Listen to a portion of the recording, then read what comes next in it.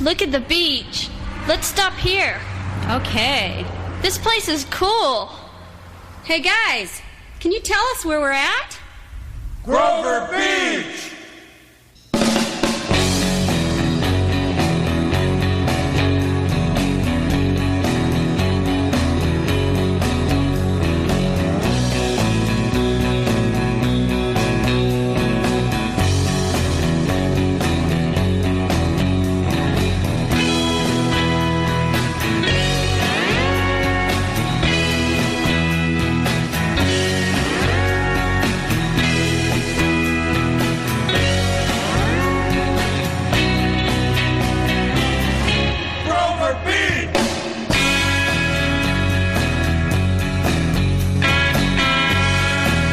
Get ready to take a trip from surf to psychedelia and beyond with the Central Coast's own Merrell Fankhauser. Here's Merrell.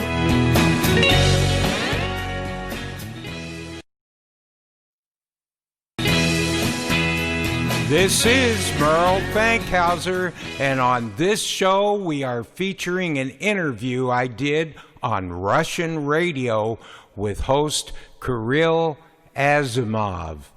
I was surprised to hear how much he knew about my music.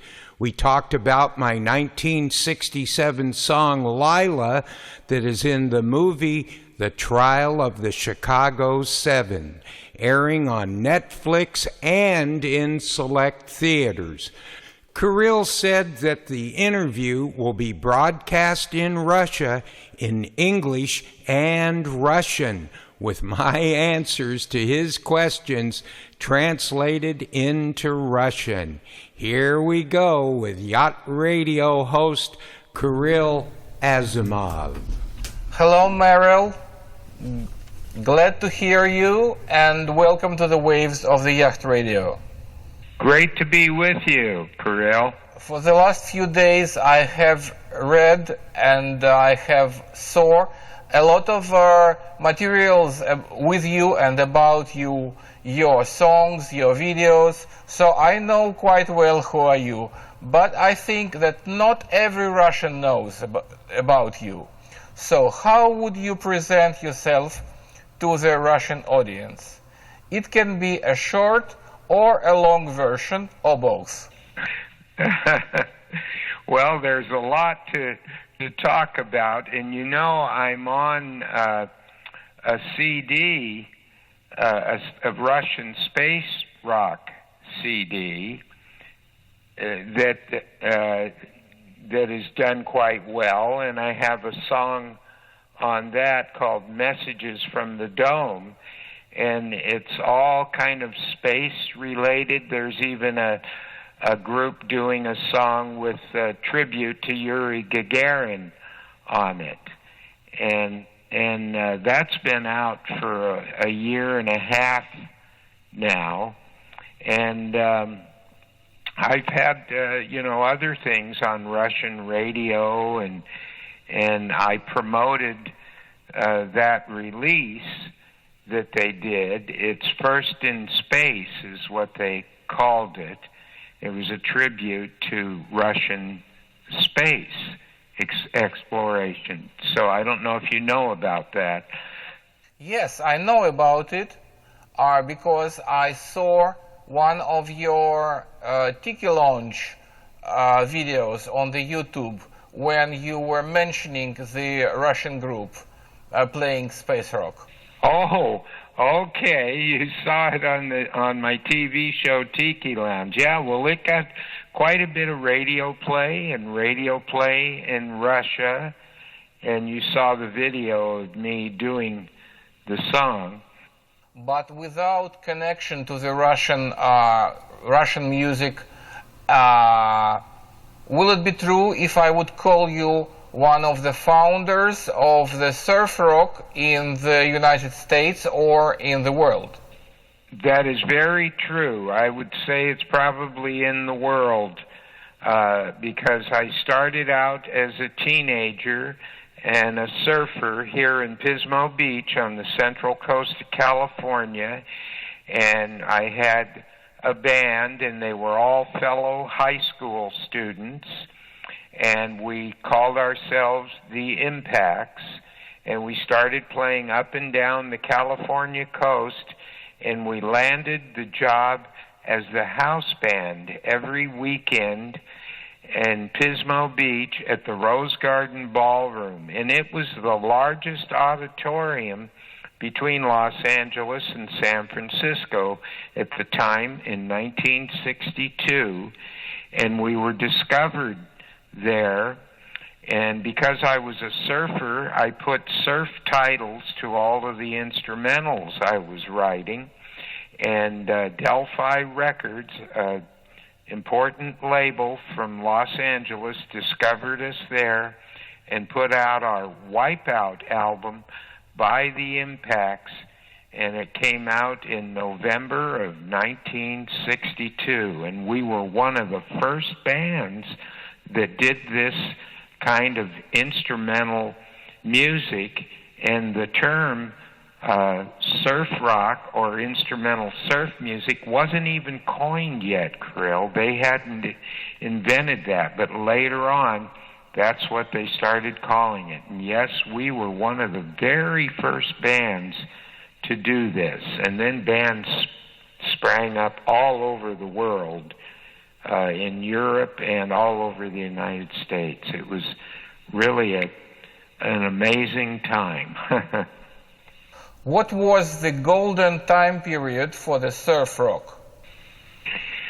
Well, I would say, we started doing it around 1961, and then it started really catching on in end of 62 and 1963.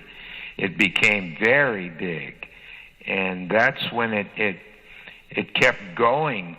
And then, of course, the Beatles came along in the end of 64, and that kind of overshadowed surf music. But surf music was the biggest thing till the Beatles came along. But it's had many resurgences over the years in the late 60s, 70s, came back really big in the 80s, and then in the 90s, and all of the music was used in the movie Pulp Fiction, which brought it back again. And I get letters from bands in, everywhere, Sweden, Switzerland, England, Germany, Poland, Russia, about young instrumental bands still today. Well, actually, that was my question about the Pulp Fiction. Did this movie play a big role in making surf rock popular again?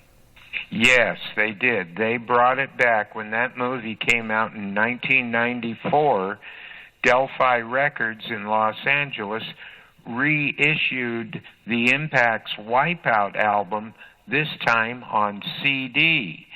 And so it started selling real big on CD, and the Impacts even got together again after all those years, went on tour, and we recorded 3 more albums that ended up on CDs, and those are still available today. And all of the old surf bands, and even the original great instrumental band from the late 50s, the Ventures, even started playing and having a resurgence in their popularity.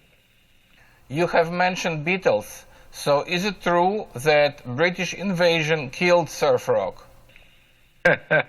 Yeah, and exactly the way you just said it there is what happened here. Disc jockeys that loved instrumental surf music, and they said, now these lads from UK have come over here and killed surf music. I did want to say, though, Karel, there's still many dedicated disc jockeys, both in Europe and here in the United States, that play instrumental surf music. And around 2004, I kept getting letters from them going, Merrell, you've got to do more instrumental surf music. So from 2004 to 2010, I did 4 new surf albums on CD with my band, and we called it Merrell Fankhauser Rockin' and Surfin'. And those are out there and still available, even on a Japan label. I have read in the Wikipedia, that you were born in Louisville. Is it true?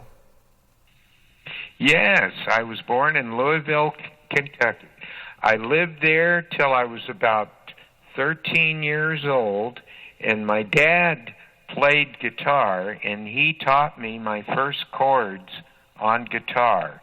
He was a pilot and a flight instructor, and also he raced at Indianapolis in race cars, and he came out to California once on business, and everybody was tired of the cold weather and the snow in Kentucky, and he said, "We're moving to California," and I was all excited about this, but I did visit some black people that lived in Louisville, and that was my first time of seeing somebody play guitar with a bottleneck on their finger to do the slide guitar, and that influenced me, but I didn't start trying to do that till later on in my 20s, and I learned how to play slide guitar.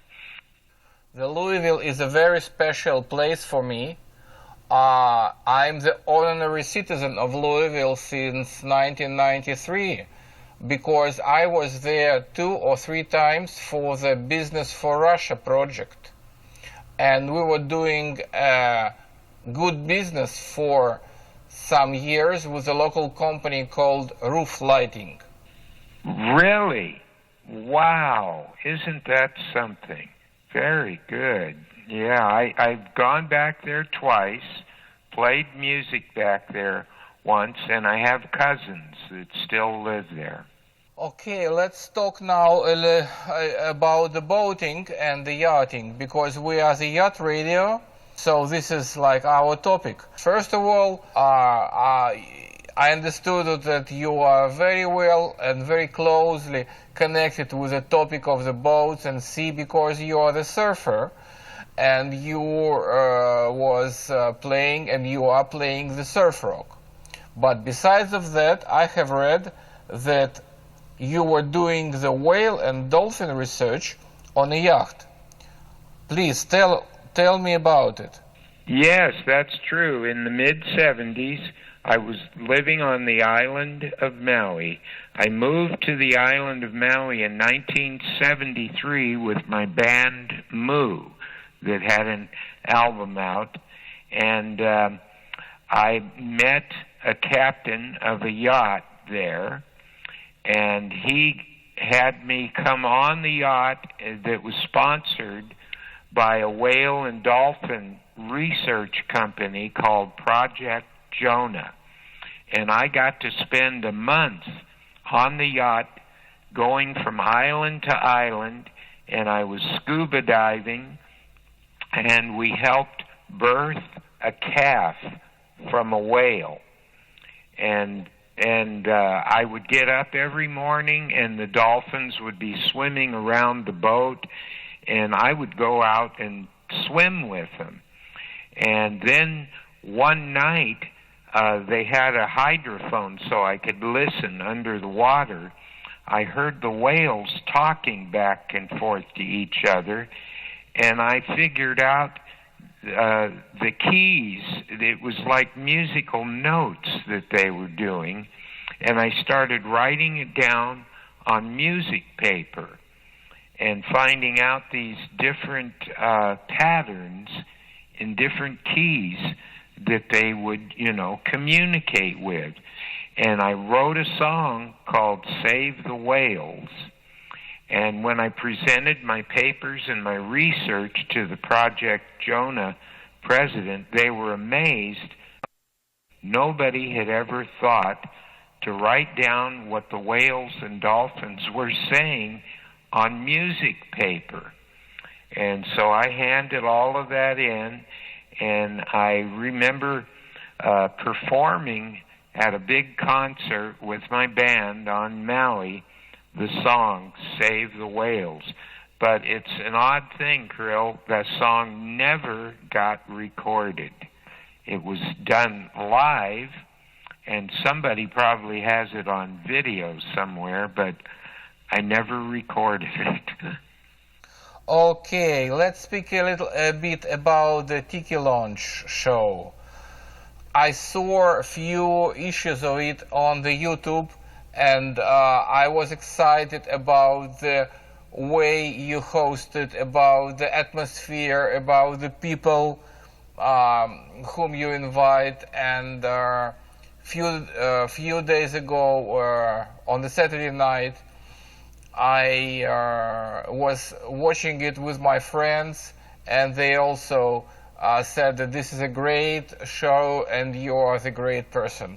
So please tell me, when did you start and how did it happen? That is great. I'm so happy to hear that, Kirill. Well, I moved back from Maui in 1987, and then I started playing in California in different parts of the United States. And the TV station saw me playing, and they came out and filmed some of the concerts I was doing. And then in 1991, they offered me a TV show, and we called it California Music. So I did that California Music show for about 5 years, and it was just shown right here in California. And then it got on national TV, and it was on 150 stations across the United States and in places in South America.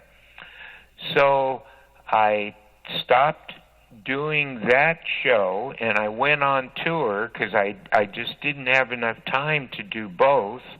And I was playing in Hawaii. I played in Hawaii with the country legend Willie Nelson. And there's even a version of he and I doing Wipeout together with the band on Maui. If you type in at YouTube, Merrell, Fankhauser, Willie Nelson, Wipeout, you'll see Willie Nelson playing an electric guitar with me and playing Wipeout, which was really extraordinary.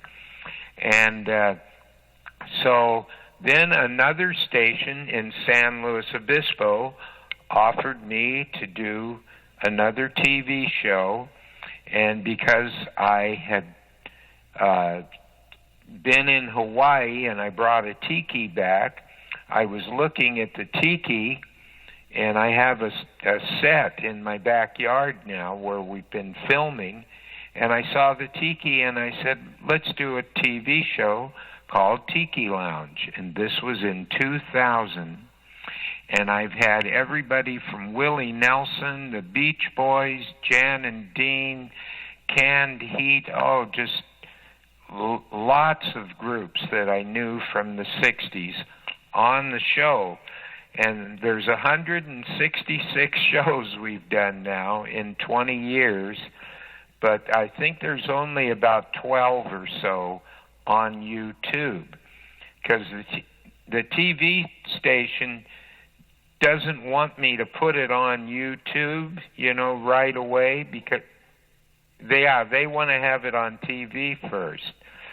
So I'm still doing the show, but because of the COVID now, we haven't filmed a new show since January because we can't get everybody, in one place together. Hopefully it's not forever. I'm hoping next year we'll be able to start filming new shows, and we'll put new shows on YouTube also. I'm so glad you like the show. There's people in Germany that have bought the DVDs, and the company in England, Gonzo Multimedia, put out 2 box sets with 6 shows on each DVD of Tiki Lounge, and they've been selling that for a few years now. When speaking about the Tiki Lounge, I remembered about Joanna Stingray. Have you ever heard about her? No. She is a lady from California, and she has presented the Soviet underground rock music to the Western world. This happened in the end of 80s. She occasionally was visiting the USSR, and she was in Leningrad, and she somehow met the local rock musicians, and she was amazed with their personalities, with their music. And finally, she has, in some period of time, not immediately, she was returning back from US to USSR, and finally she has smuggled the tapes with songs of 4 rock bands. Really? From USSR, and then she has published them on double LP, which was called Red Wave. And this Red Wave became rather popular and very famous, because this was the first records of the Soviet rock music, actually. And this LP became popular, and she became famous. And she was making a program later on called Red Wave Presents. She was doing interview with many famous musicians from the West, from the United States mainly. I'd never heard of that before. That's totally amazing. And as I said, she is from California. And by the way, where are you now? Yes, I'm on the central coast of California. I'm halfway between Los Angeles and San Francisco, in this beautiful area where I lived as a teenager and was discovered here and played here. And then in 1970 or 68, I moved to Los Angeles because I was putting out records there. And then in 1973, I moved with the band Mu, M-U, to Maui, because we heard that Maui was the mountain peak, supposedly, of the lost continent of Mu. And I'm kind of an amateur archaeologist, and I couldn't wait to go there and try to find these ancient ruins that I'd heard were there. And an old Hawaiian liked me, and I had a house in town more, in a village, but then I built a cabin on some leased land in the rainforest, and I was searching for these pre-Hawaiian ruins. And an old Hawaiian guy took me to the top of this valley, and he said, "You go down there and you'll see something from Mu." And he said, "I used to play down there as a little kid, but my parents said, don't go down there. It was forbidden." They called it kapu, meaning forbidden in Hawaiian, because the parents said the Mu people will get you and take you away. And he was still afraid to go down there. So I went down these stone-cut steps that looked like something from Incan or Mayan South American ruins. And they looked like they'd been made on a machine. And it was these big stone steps that went into this valley. And when I looked at what I saw, I was totally amazed.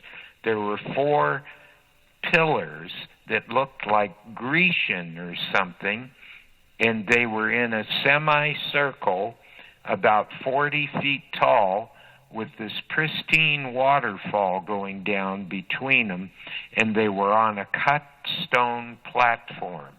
Now, this is nothing that the Hawaiians did. They didn't cut stone or shape things like this, they would just take lava boulders, and stack them up and make a wall and put a thatched roof on it. So then I started examining under the jungle brush.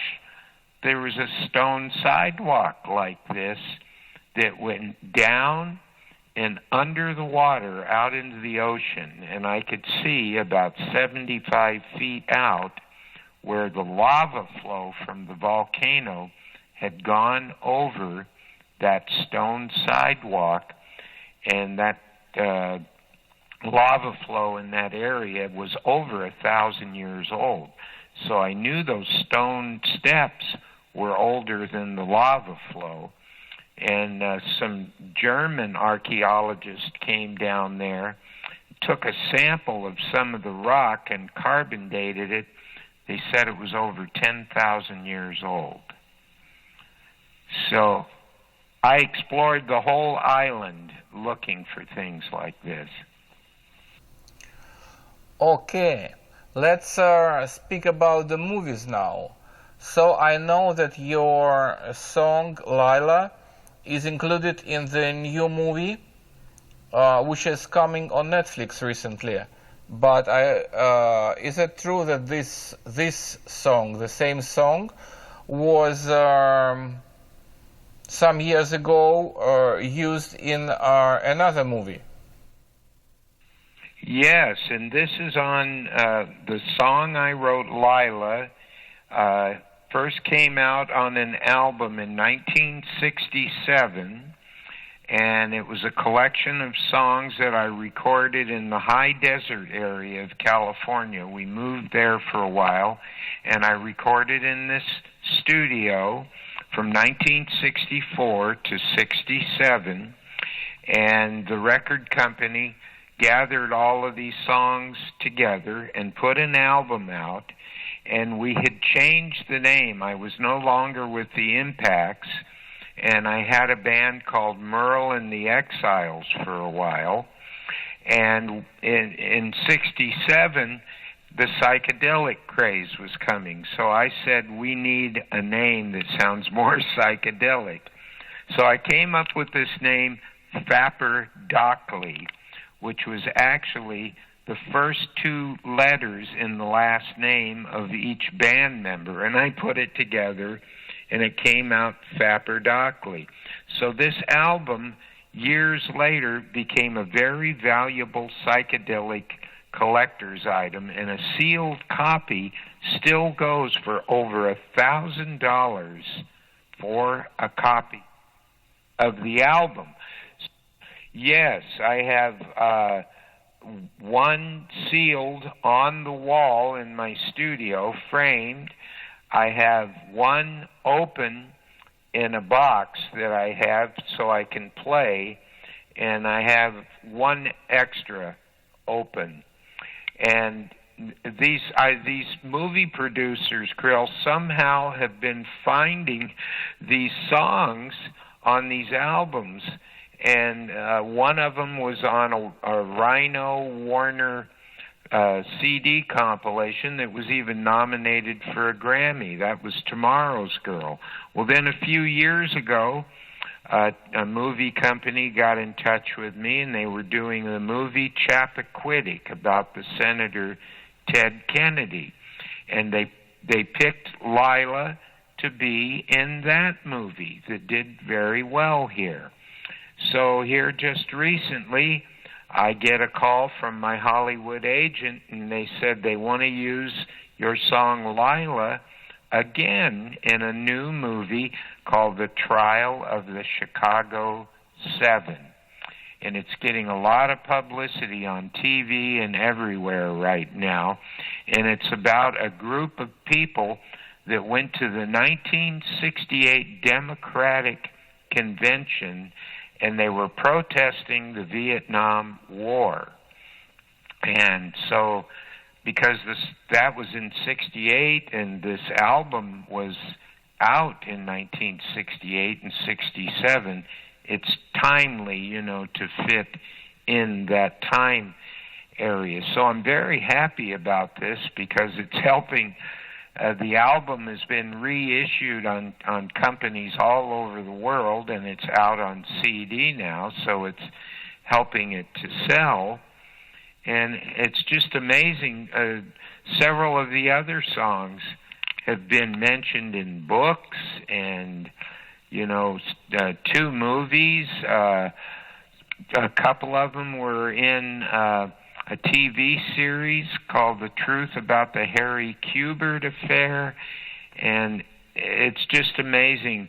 I never would have thought all these years later this album would become so important, and I've done over 50 albums now with different groups, and this album still just keeps coming back. And so the movie is going to be aired on Netflix, so anybody in the world can see it. It'll be this Friday, the 16th.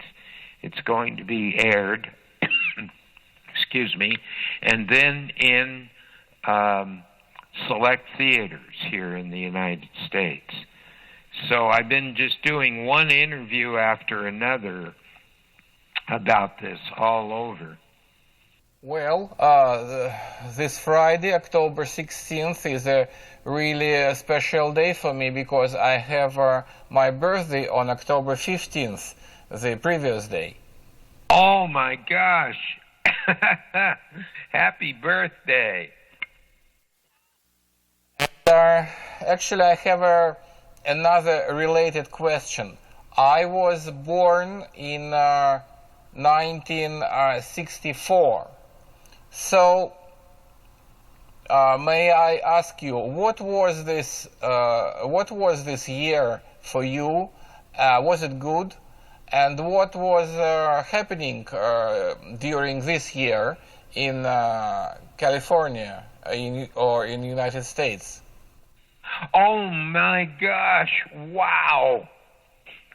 1964 was good for me. Also, I had left the Impacts, moved over to the high desert area of California because my dad took over a flying school there, and met some young musicians, and we formed that band.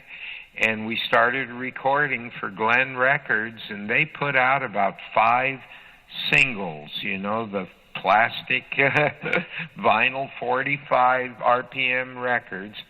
And then much later, they decided to take all the recordings we did and put that album together. And we were playing all over California. We were on television in Los Angeles quite a bit, and playing with very famous groups all the time. So 1964 was a very good year for me.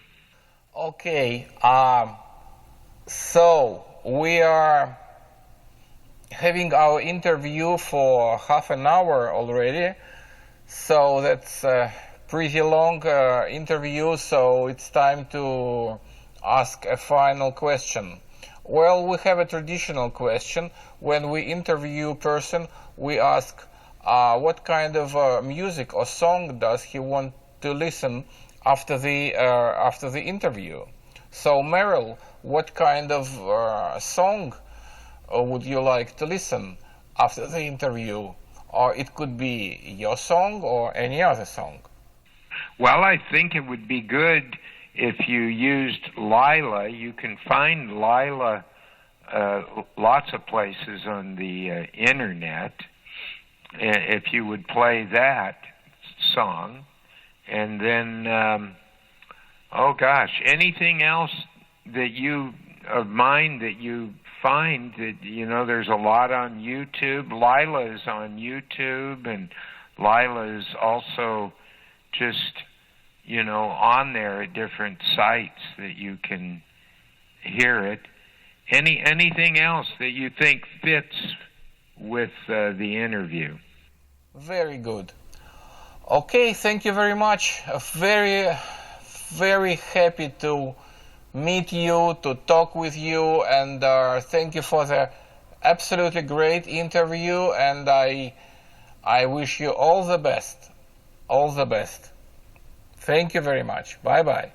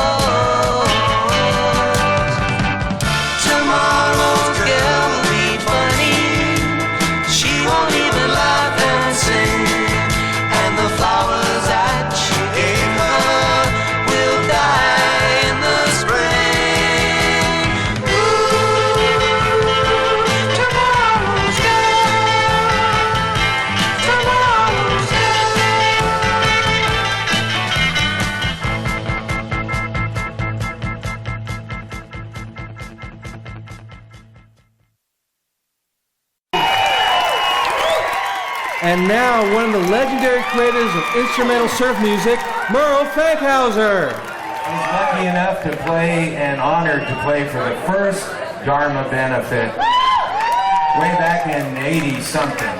Thanks to Willie Kay and Willie Nelson, we're going to do Wipeout for you right now.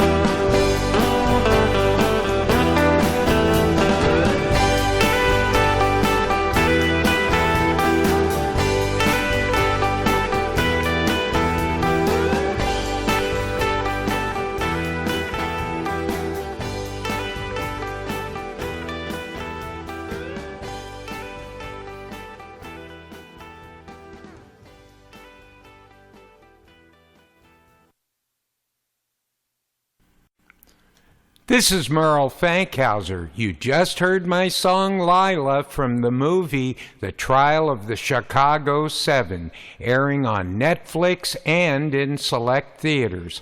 Also, from the same album, you heard Tomorrow's Girl from the 2011 Grammy-nominated box set Where the Action Is, L.A. Nuggets, 1965 to 68. Then we went to some instrumental surf from my Rockin' and Surfin' album, Volume 2, starting with me and Willie Nelson and the band doing Wipeout in concert on Maui. Then from the same album, the songs Until the Ice Melts, Back in the 60s, Midnight Surfer, and Longboards and Cool Cars. Hope you enjoyed this show with the interview on Russian radio. Until next time, this is Merrell Fankhauser. Keep on rockin', planet Earth. Thank you for listening to the Merrell Fankhauser radio show. We will be back next month, December 7th, the first Monday of each month, for another edition of the Merrell Fankhauser show. So till next time, hope everybody has a happy Thanksgiving on behalf of Merrell and myself, and aloha.